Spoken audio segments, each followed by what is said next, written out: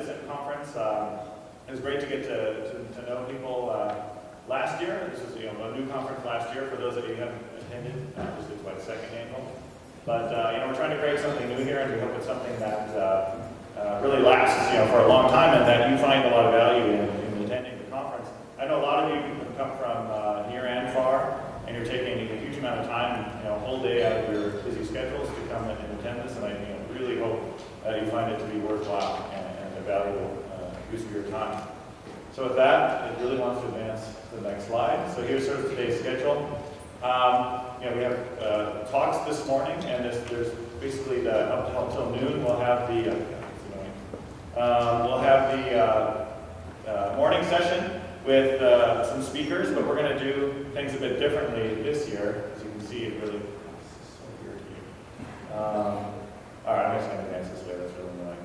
All right, so we have some talks this morning, and then we're going to have an open session here in the morning, and then we're going to have a closed session for folks that are funded by the Lyme Foundation. Why are we having less talking and a closed session? Because I've decided, so you can be really mad at me if you don't like this, but the goal of this year's meeting is talk less, do more, right? So last year we all kind of got together, and none of us, I'm new to Lyme, a lot of people are new to Lyme, we didn't know each other very well, or we don't spend a lot of time together, so I feel like we've got to know each other. So we're going to learn about some of the new cutting edge stuff that's happened in the last year since we met, but in the afternoon, some of us are going to get together and we're going to put our heads together to figure out, what do we want to, come up with in terms of collaborative projects, how can we put our heads together so that we can come back here next year and talk about all the amazing stuff that we did in the next year that we came up with, here today, hopefully, at least in part. So I'll scroll here.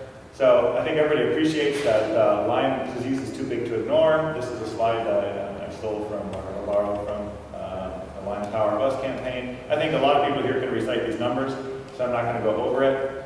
But of course, I think a lot of you in your slides have these maps that show just the unbelievable increase in reported Lyme disease cases. Not something that's just sort of limited to pockets in the Midwest and eastern United States, but spreading all over the country at an unbelievable rate. But despite that unbelievable growth in reported cases, this is actually a search I did on NIH Reporter for grants that were funded by the NIH mentioning the words Lyme and Borrelia. And what you can see is that the funding has really remained essentially flat for the last 5 years, right? So despite the unbelievable increase in disease incidence and prevalence, we see absolutely flat funding in terms of number of funded projects. And a lot of these aren't new funded projects. A lot of these are just projects that have been sustained by renewals and stuff. So if I put new funded NIH projects for Lyme, this would be a bit more dismal graph actually. So while funding is flat and Lyme seems to be growing at an unbelievable pace, presenting a huge challenge, we have lots of new tools and opportunities. So many of you are aware that we have unbelievable advances in artificial intelligence.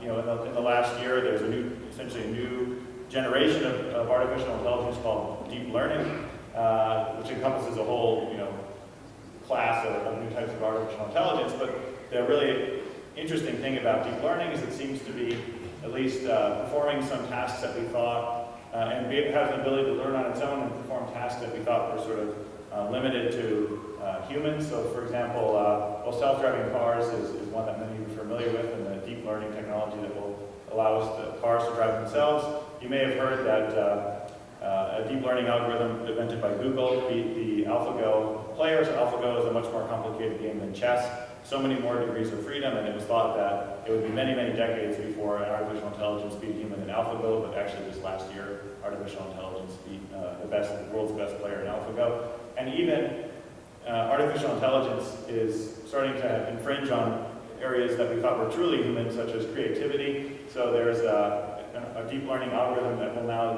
given a photo, can paint your photo in the style of any of the great masters, such as Picasso, etc. Right? So unbelievable new tool that we have the opportunity to harness for Lyme disease. On the molecular side, of course, and I think there's some folks here that are interested in this. We have are actually applying this to Lyme. Powerful new molecular tools such as CRISPR, which I think everybody's heard about now at this point, but of course a powerful platform for now essentially writing or editing the genome almost to the same level of sophistication as we can read it. And single-cell sequencing really becoming mature. Now, not a totally new technology, but the single-cell sequencing technology platforms are getting to a level of maturity that makes them potentially much more useful in the immediate for Lyme disease research.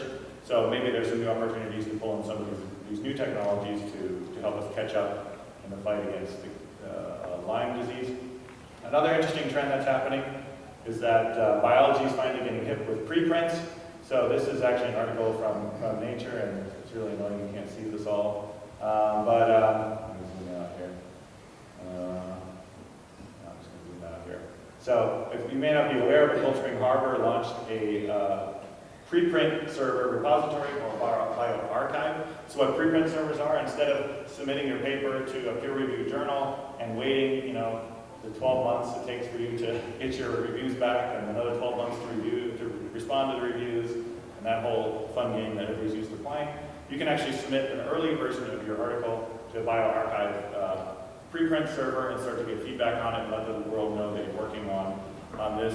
And in fact, many of the major journals are now, so the fear of this used to be that you would get scooped by others or the paper wouldn't be accepted in a top-tier journal because you opened your publication up to the world. It's not novel anymore, but in fact, a lot of the top journals, such as Nature Genetics, etc., are now accepting preprint. So this is, in my opinion, a great trend where research gets published much earlier in the process, and you can get early feedback and develop publications that don't have just 3 reviewers looking at it and accepting it, but maybe a whole community of folks. And this is actually an article in Nature showing the unbelievable rise in bioarchive in terms of the number of publications being submitted. Even folks, I think last week, Eric Lander just put one of his unbelievable tour de force sequencing papers onto bioarchive. So it's not just people who are students or people in other countries who have a hard time publishing in our top tier journals. It's actually some of the best scientists around and now putting out their information for preprint. And I just put this up here as what's different from last year in terms of us getting together and talking about Lyme disease research is now we're now operating in an environment that's becoming much more open. So it's perhaps something that we should think about embracing here in our little consortia. So, and even the old guard of medicine is embracing open data. So New England Journal of Medicine, which you might think is among one of the most conservative medical journals, perhaps, just hosted a sprint data analysis challenge where they put a bunch of data out on a clinical trials data set into the public domain, essentially, and invited a bunch of people to, in a sort of an open competition, to do secondary data analysis of that clinical trial. And they had a bunch of teams that went first, second, and third. And that's so even some places, old and stodgy, if you will, as New England Journal of Medicine is embracing open data challenges. And there's even a new award for people who innovate with open data called the Research Parasite Award. So, parasite, I guess that makes sense for us here, maybe more than others, but basically it's sort of a tongue-in-cheek but serious award because there was someone who wrote an op-ed to the New England Journal of Medicine it was actually the editor, who said that people who reuse other people's data are research parasites, which of course there was massive backlash against that. And in response, a bunch of people got together and now they give out a yearly Research Parasite Award, which is now actually a prestigious award for people who make good use of secondary use of open data, right? So now there's all kinds of incentives for us to work with open data. And one question is, how do we make better use of the data around us? So I'm just showing you a figure that we're working on how we use our electronic health record data, which we already see Lyme patients, and we're going to see a great talk later from folks at Geisinger on a similar approach on how to use we already see patients. We want to talk about generating new molecular data, genomics, etc., but we can't forget that we have lots of data around us that we can potentially use to better understand Lyme. And I don't expect you to understand this graph, but this is sort of a drug disease comorbidity network we're learning about Lyme disease patients from our electronic health record. But the problem is, even though we're actually the biggest health system in New York City, when we sort of sift through our data, we only can find about 1,400 Lyme patients in our electronic health records. So there's people here from Columbia, there's people here from Geisinger, and other places. And is there a way that we can make these numbers better and potentially pool this data that's already available to better understand Lyme disease? So I was trying to come up with a cool figure for teamwork. And if you search in Google Images for teamwork, you get all these really corny, inspirational posters, with like kittens trying to climb up and get a treat off the table or something.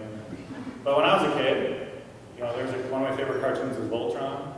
And Voltron was essentially all these little robots that would get together and they joined into this big robot that was way more powerful than the little robots, right? So really, I talked about all these problems, the stagnant NIH funding, incredible growth of Lyme, but really, so then who comes to the rescue for Lyme disease patients? Look to your left and look to your right. It's all of us here in this room, right? There's no, NIH is not coming to the rescue, no one else is coming to the rescue. It's really up to us, so let's not forget that while we're here. And I represent the Mount Sinai group, the Lyme group, and one thing I want you to keep in mind here, especially when we work in the closed sessions, is how can we help you, right? So many of you folks out there are some of the best translational or basic researchers in Lyme disease in the world. So how can some of the other informatics people that are here really help you and accelerate the stuff that you're doing? We're really here to help. A quick special thanks to the team here who helped put this conference together. It's a huge amount of effort to put a conference together, and other than approving the purchase order in the Mount Sinai purchasing system, I really didn't do much else to put this together. So really, kudos to the team here. You'll see them around here. There's others I probably missed on here, but huge effort to put this together, and I really hope you'll appreciate all the work they've done to make a nice conference.